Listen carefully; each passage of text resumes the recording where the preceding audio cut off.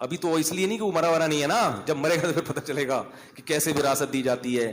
اور دوسری میرے بھائی, یہ جو غلط رسومات ہیں, عورتوں سے جہیز لینا, یہ اسلام میں اس کی اجازت نہیں ہے. اسلام میں مہر ہے کہ نکاح کے وقت عورت کو دیا کرو, عورت سے پیسہ بولو نا یار نہیں لیا کرو. یہ جہیز کا تصور یہ غیر شرعی ہے, اس کو ختم کرنا پڑے گا. بارات کا کھانا بولتے کیوں نہیں, یہ بند, اب منہ بند. بارات کا کھانا نہیں ہے. نبی نے 4 بیٹیوں کی شادی کی, ایک کھجور بھی نہیں کسی کو کھلایا, لیکن ولیمہ اپنی ہر شادی پہ کیا ہے. تو لڑکا کھانا کھلاتا ہے, لڑکی والے نہیں کھلاتے. اسلام ہے یہ. آپ کہیں گے اتنی بارات آئی ہے تو اس کو کیا کریں, سوکھا بیچنے, کیوں آئی ہے بارات؟ بارات ہے ہی نہیں. مسجد میں نکاح ہو, جو لوگ بیٹھے ہیں ان کو وہ لڑکے والے چھوارے ٹوفی شوفی بانٹ کے پتلی گلی سے نکلو, اور دلہن کو لینے کے لیے 1-2 افراد یا چلو 4-5 افراد آ جائیں بس کافی ہے. اگلے دن دولہا کے گھر پہ کھانا کھائیں گے سب. یہ اسلام ہے. لیکن ہم اس کو فالو ابھی تو یوں کر رہے ہیں, لیکن کریں گے نہیں, مجھے پتا ہے. ابھی میں یہاں کوئی لگا دوں نا مجلس, پھر دیکھو جتنا مجمع ہے اور لوگ آ جائیں گے, یار مجلس ہو رہی ہے. تو یہ ہے اسلام. اسی طرح جب آپ نے کنوارے لڑکے کے لیے بھی دوستیاں لگانا حرام ہے, اور شادی شدہ کے لیے زیادہ حرام. کنوارا لڑکا زنا کرتا ہے, اسلام نے 100 کوڑے رکھے ہیں. لیکن شادی شدہ آدمی زنا کرتا ہے تو اسلام نے کیا کہا ہے, زمین میں گاڑ کے اس کو پتھروں سے مار کے ہلاک کر دو. یہ حلال گوشت کے ہوتے ہوئے حرام بدبو کی طرف دیکھو. ایک طرف سور رکھا ہو, آپ غیر ملکی ممالک میں جاؤ, کچھ بھی کھانے کو نہیں مل رہا, پھر آپ نے سور کھا لیا تو یہ بھی غلط ہے. لیکن ہم کہیں گے یار کچھ مل نہیں رہا تھا, لیکن ادھر ایک برگر تکے رکھے ہوئے ہیں بڑے بہترین گائے کے حلال گوشت کے, اور ادھر سور رکھا ہوا ہے, پھر بھی سور میں ہاتھ مار رہا ہے, یہ قابل معافی نہیں ہے. جبریل نے دیکھا نبی صلی اللہ علیہ وسلم جب معراج پہ گئے تو آپ نے دیکھا کچھ لوگ صاف ستھرا گوشت رکھا ہے اور وہ چھوڑ کر کیڑوں والا بدبودار گوشت کھا رہے ہیں. آپ نے پوچھا جبریل سے کہ یہ کون لوگ ہیں؟ نبی نے فرمایا یہ وہ لوگ ہیں جو حلال بیوی کو چھوڑ کر طوائفوں کے پاس جاتے تھے, حرام عورتوں کے پاس جاتے تھے. یہ وہ ہیں جن کو یہ عذاب دیا جا رہا ہے. اور آپ صلی اللہ علیہ وسلم نے معراج کی رات میں دیکھا کچھ لڑکے, کچھ لڑکیاں, کچھ مرد, کچھ عورت ننگے بدن آگ میں جل رہے ہیں. ننگے بدن, مرد اور عورت ننگے اکٹھے آگ میں جل رہے ہیں. جب آگ کے شعلے اوپر جاتے تو وہ بھی اوپر جاتے. نبی نے جبریل سے پوچھا یہ کون لوگ ہیں؟ جبریل نے فرمایا یہ آپ کی امت کے زنا کرنے والے مرد اور زنا کرنے والی عورتیں.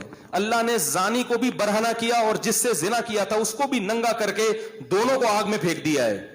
اور یہ پوری جماعتیں ہوں گی, کیونکہ زنا 2-4 لوگ نہیں کر رہے, بہت لوگ کر رہے ہیں. اللہ کی آگ ٹھنڈی نہیں ہے میرے بھائی. اللہ کے لیے اتنی بڑی آگ بھڑکانا کوئی مشکل نہیں ہے. لَأَمْلَأَنَّ جَهَنَّمَ مِنَ الْجِنَّةِ وَالنَّاسِ أَجْمَعِينَ. اللہ نے کہہ دیا میں جہنم کو انسان اور جنات سے بھر دوں گا, تو انہی لوگوں سے جہنم بھرے گی. زانی پہ ترس مت کھایا کرو. زانی اللہ کی نظر میں مبغوض ہے, قابل رحم نہیں ہے. اگر زانی پر اللہ کو ترس آتا تو اللہ زانی کو دنیا میں پتھروں سے مار کے ہلاک کرنے کا حکم نہ دیتے. اس سے بڑی سزا کوئی ہو نہیں سکتی. جس جرم پہ پتھر سے مار کے ہلاک کرنا اللہ نے رکھا ہو, اس جرم کو معاشرے میں پروموٹ کیا جا رہا ہے, اس جرم کو میں لوگ مبتلا ہو رہے ہیں, اس کو برا نہیں سمجھ رہے, تو بخشش نہیں ہوگی اگر ان حرام کاریوں سے توبہ نہیں کی. یہ ربیع الاول کے جلسے یا محرم کی مجلسیں یا کونڈے اور جو ہے نا دیگیں, یہ جب تک آپ اللہ کے نبی کو, اللہ کے دین کو فالو نہیں کرو گے, یہ دیگیں آپ کو نہیں بخشوا سکتی. تو میرے بھائی میں بھی دل میں نیت کرتا ہوں, آپ بھی نیت کریں, اللہ ہمیں ان جرائم سے سچی توبہ کی توفیق نصیب فرما. کوشش کرو گے نہیں؟ اب موبائل میں جتنی لڑکیوں کے نمبر ہیں نا, غفار بھائی, وسیم بھائی, ستار بھائی کے نام سے, سب کیا کر دو, ڈیلیٹ مار دو. ان کو بول دو مجھ سے دوبارہ رابطے کی کوشش نہ کریں. میں شریف آدمی ہوں, اپنے بارے میں نہیں کہہ رہا, میں کیا ہوں یہ تو اللہ ہی جانتا ہے. اور یہ سب باتیں میں اپنے لیے بھی کر رہا ہوں, سب ڈیلیٹ کر دو. بولے ہم شریف لوگ ہیں, خاندانی لوگ ہیں, ہم نکاح کر کے رہنا چاہتے ہیں, کسی کی بیٹی کو عزت کے ساتھ گھر لائیں گے, بیوی بنائیں گے, اس سے اولاد ہوگی, اس طرح ہم زندگی بسر کرنے کے عادی ہیں. اس طرح تیار ہو تو میں آ رہا ہوں ابا کو لے کے آپ کے گھر میں. اب یہ بات مولوی لوگ نہیں کرتے, یہ کھا جاتے ہیں. کیا خیال ہے؟ یہاں کیا کرتے ہیں ڈنڈی بھائی, حلال آپشن بھی رکھا ہے اللہ نے. تو اگر آپ کے گھر والے ایگری ہیں تو میں آ رہا ہوں, وہ کہیں گے نہیں پہلے انڈرسٹینڈنگ ہو جائے ذرا. آپ بولے انڈرسٹینڈنگ. یاد رکھو گورے پتہ کیا کرتے ہیں انڈرسٹینڈنگ کے چکر میں, بچے بھی ہو جاتے ہیں ان کے, ایک دوسرے کو 25 سال سمجھتے ہیں, وہ سمجھنے کے بعد شادی ہوتی ہے اور 1 مہینے میں طلاق ہو جاتی ہے. یہ جو سمجھنے کا کانسیپٹ ہے نا, یہ گوروں کی طرف سے آیا ہوا ہے. اپنے باپ دادا کو دیکھو, کبھی نہ دلہن کو دیکھا ہوتا نا دلہن نے دولہا کو, ابا اماں پکڑ کے شادی کر دیتے تھے اور بڑی زندگی کامیاب. میں نہیں کہہ رہا کہ آپ تحقیق نہ کریں, لیکن سمجھنے کی بھی کچھ حدود ہوتی ہیں. 3 دن لگا لیے سمجھنے میں, بس ٹھیک ہے. 3 دن سے زیادہ بولو بھائی, یہ پھر سمجھنا نہیں ہے, پھر یہ چسکے لینے والی بات ہے. یعلم خائنۃ الاعین وما تخفی الصدور.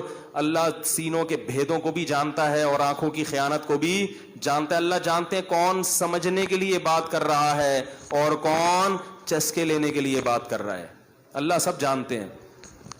تو دوستیاں مت لگاؤ. ولا متخذی اخدان, قرآن صاف کہہ رہا ہے کہ تمہیں دوستیاں لگانے کی اجازت نہیں ہے. اللہ تعالیٰ ان حرام کاریوں سے ہمیں اس عاشورہ کے مبارک دن میں توبہ کی توفیق نصیب فرمائے.